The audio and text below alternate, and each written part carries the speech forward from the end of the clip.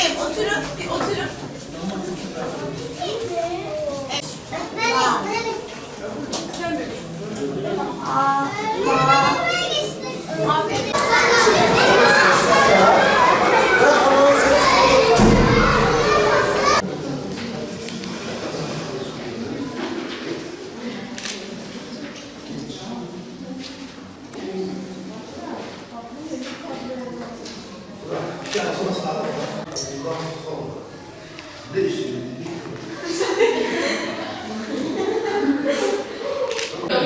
Benzin oluyor işte, benzin. Benzin oluyor. Yani normal deniz mi? Benzin değil, benzin.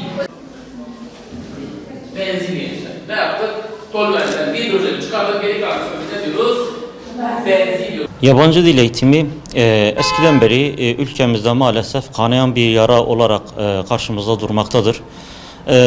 Yıllardır yabancı dil eğitimiyle ilgili çalışmalar, yabancı dil dersleri, yabancı dil öğretmenleri görev yapmasına karşılık özellikle devlet okullarında yabancı dil eğitiminin gereği gibi yapılmadığını veya gereği gibi bir verim elde edilmediğini üzülerek görmekteyiz.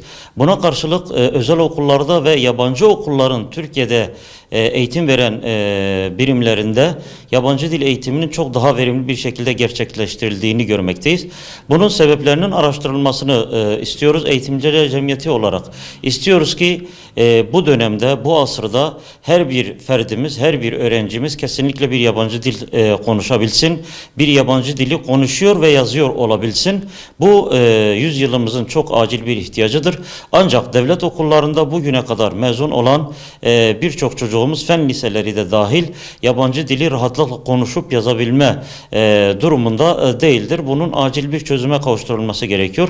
Elbette bunun sebepleri vardır. Her şeyden önce hazırlık sınıflarının olmaması büyük bir eksikliktir bütün dönemlerde, ortaokul, ilkokul ve lise dönemlerinde.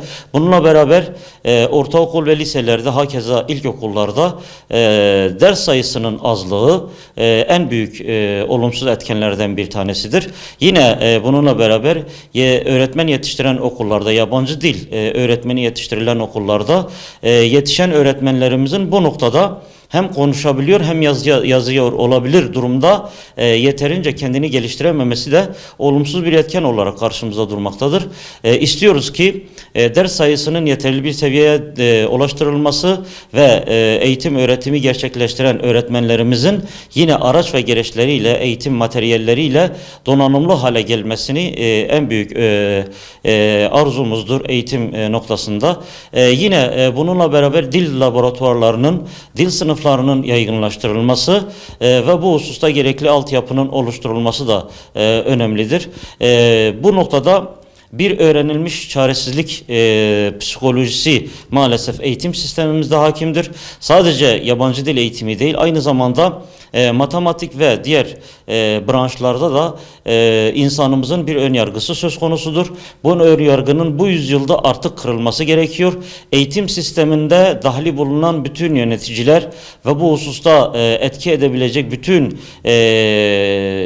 güç sahiplerini inisiyatif almalarını davet ediyoruz ve bu noktada bu öğrenilmiş çaresizlikten kurtulabilmemiz için bütün fertlerimizin, öğrencilerimizin, her bir öğrencimizin muhakkak surette bir yabancı dili öğrenebileceğini, her bir öğrencimizin matematiği, fenni, fiziği yapabileceğini, bizim onlara bunu kavratmamız, bu eğitim sistemi içerisinde bunu öğrencilerimize bunu kavratmamız gerekiyor. Bu noktada elbette bu iş kolay bir iş değildir, ancak kesinlikle halledilebilecek, çözülmeyecek bir iş de değildir.